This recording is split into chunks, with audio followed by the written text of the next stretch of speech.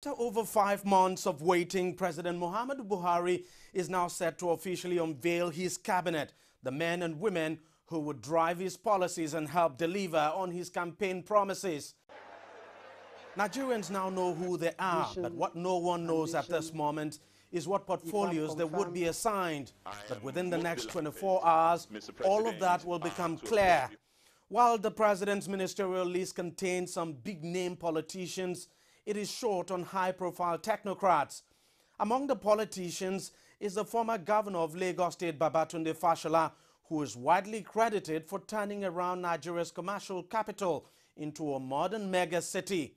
There's also the controversial former governor of the oil-rich Rivers State, Rotimi Amechi, whose nomination and clearance is still generating controversy across the country. The standout high-profile technocrat is Ibe Kachuku, the incumbent head of Nigerian National Petroleum Corporation (NNPC), who is widely touted to head the Petroleum Ministry. There's also Amina Mohammed, who is a special advisor to UN Secretary General Ban Ki-moon. While no one yet knows what portfolios the ministers will be assigned, the agenda is already being set for them. The greatest headache that businesses have is the quality of the investment environment.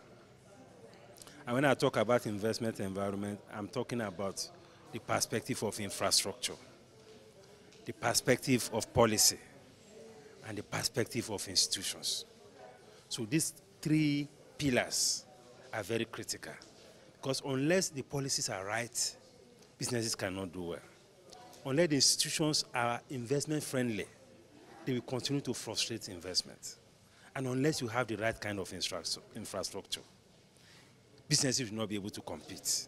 The Minister for Finance should look at ways of revamping the economy, because the economy must be dictated from the top.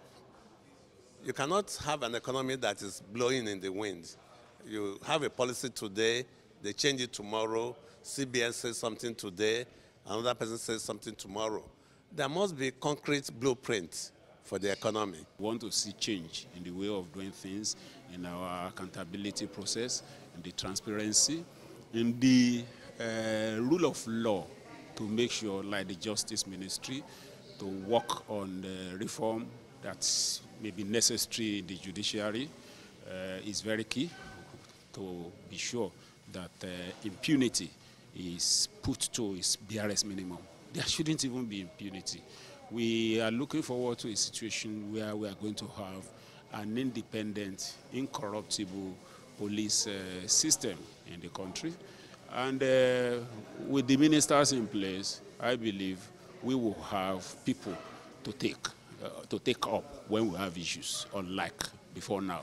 The ministers will be taking up office at a very challenging time for Nigeria.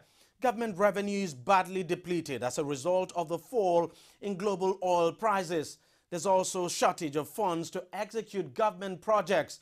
The economy has been on a sustained downward trend, and unemployment is still biting hard.